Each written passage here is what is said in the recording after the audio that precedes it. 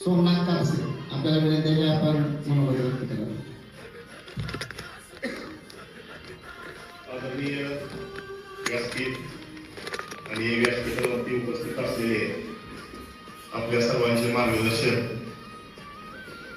आदरणीय राजगुरू साहेब आणि बहुंच्या मार्गदर्शनाखाली कृषी उत्पन्न बाजार समिती बार्शी यांनी हा जो शेतकऱ्यांचा संवाद मेळावा आयोजित केला आहे. सर्वप्रथम मी एक द्राक्ष उत्पादक शेतकरी आणि कृषी पदवीधर या नात्यानं त्यांचं मनापासून आभार व्यक्त करतो.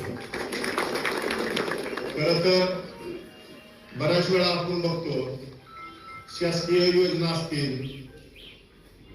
किंवा शेतकऱ्याचा जो कळवळा असतो तो प्रशासकीय लेवल पुरता मर्यादित राहतो.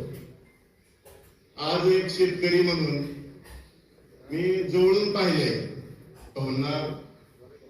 कोल्ड स्टोरेज मध्ये गेल्यानंतर अतिशय जवळ जाऊन नेमकं काय चर्चा ह्यांची चालली आहे ह्या संदर्भात थोडस पाहत होतो. खाली बसलेले शेतकरी माझ्यासाठी द्राक्ष उत्पादक आहेत. आपण अनेक समस्यांना सामोरे जातो. त्या समस्या आपल्या बशीत असतात, अनेक अडचणी आपल्या पुढे आहेत. परंतु त्यावरती उपाय काय करावेत, काय निर्णय घ्यावेत हे करणे इतपत आपल्यापाशी काही सुविधाही नसतात आणि तशा पद्धतीचं नेतृत्व देखील पाठीमागे नसतं. आज पहिल्यांदा प्रशासकीय लेवलवरचं आणि भक्कम नेतृत्व आपल्यासाठी उतरतंय आणि फक्त हा संवाद आहे का काम एवढ्या पुरतं मर्यादित आहे माझ्यासाठी मी बहु जवळ आलो तिथं. बहु काही आपले बागायतदार यांच्याशी चर्चा करत होते. तिथं बेदाण्याचे सौदे व्हावे या संदर्भाची मागणी त्यांना करत होते.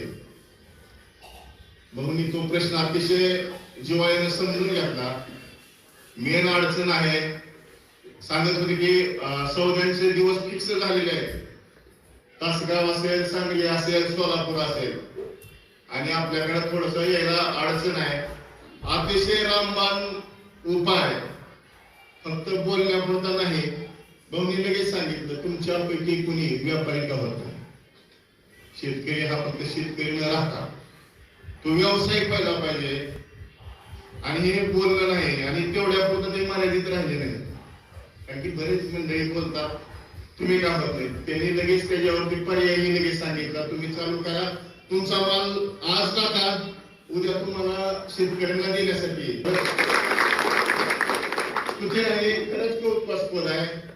आज जवळून पाहतोय की शेतकऱ्यासाठी आपण अतिशय प्रामाणिकपणे फक्त बोलून न दाखवता कृतीतून ते करताय. आणि आम्हा शेतकऱ्यांना बार्शी तालुका हा पहिल्यापासून मराठवाड्याचं प्रवेशद्वार म्हणून समजलं जातं. आपल्या बार्शी तालुक्याला व्यापाराची फार मोठी परंपरा आहे आणि अशाच द्राक्ष उत्पादक शेतकऱ्यासाठी बेदाणा मीठ असेल, पल्प असेल, ज्यूस असेल, प्रोसेसिंग युनिट जर झालं तर द्राक्षामध्ये आम्ही कुठतोय म्हणजे आपल्याला सांगायचं कुठलंही पीक असू द्या पिकवणं आपल्या हातात आहे, विकणं आपल्या हातात नाही. आमचं सगळ्यात मोठं शेतकऱ्याचं दुर्भाग्य आहे.